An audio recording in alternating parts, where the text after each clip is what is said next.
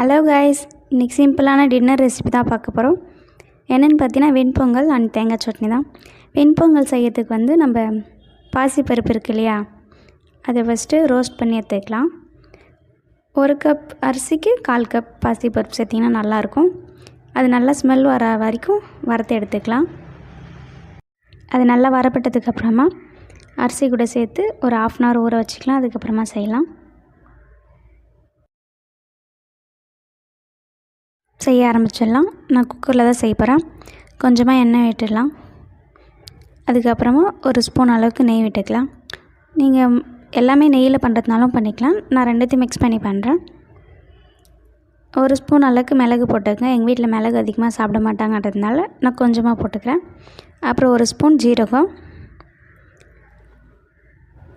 2 பொரிஞ்சதுக்கப்புறமா ஒரு பிஞ்ச் அளவுக்கு மஞ்சள் சேர்த்துக்கலாம். கொஞ்சம் கலர் நல்லாயிருக்கும். வெள்ளையாக இருந்தால் ஒரு மாதிரி இருக்கும் இல்லையா, சரி கொஞ்சமாக கலர் இருக்குன்ட்டு மஞ்சள் 1 பிஞ்ச் சேர்த்துக்கலாம். அதுக்கப்புறமா நல்லா அரிசி வாஷ் பண்ணிவிட்டு சேர்த்துக்கலாம். 1 டம்ளர் அரிசிக்கு நான் 5 டம்ளர் தண்ணி வச்சுருக்கேன். இந்த ரேஷியோ நல்லாயிருக்கும். நல்லா குழைவாக க்ரீமியாக கிடைக்கும்.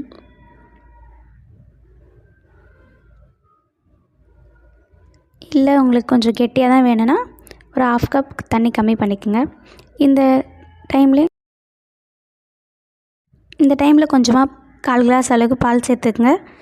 அது இன்னும் டேஸ்ட் நல்லாயிருக்கும். சரி, அது வெந்து வரட்டும். அதுக்குள்ளேயே நம்ம சட்னி ரெடி பண்ணிக்கலாம். சட்னி வந்து என்னென்னு பார்த்தீங்கன்னா தேங்காய் சட்னி தான் அரைக்க போகிறேன். அதுக்கு வந்து தேங்காய், பொட்டுக்கடலை அண்ட் பச்சை மிளகா, சால்ட் இதெல்லாம் சேர்த்துருக்கேன். அண்ட் சொல்ல மறந்துட்டேன், பொங்கலில் கொஞ்சமாக உப்பு சேர்த்துக்குங்க. தேவையான அளவு உப்பு சேர்த்துக்குங்க. இந்த மாதிரி நல்லா க்ரீமியாக வரும். இதுக்கு ஒரு தாளிப்பு கொடுத்துடலாம். தாளிப்பு வந்து நான் சிம்பிளாக தான், கொஞ்சமாக நெய் விட்டு ஜீரகம், பச்சை மிளகாய், கருவேப்பிலை இதெல்லாம் சேர்த்துக்குங்க. நான் காரமாக சட்னி அரைச்சதுனால நான் சேர்க்கல. அண்ட் இந்த வீடியோ பிடிச்சிருந்தா லைக் பண்ணுங்கள், ஷேர் பண்ணுங்கள், சப்ஸ்கிரைப் பண்ணுங்கள். பாய்.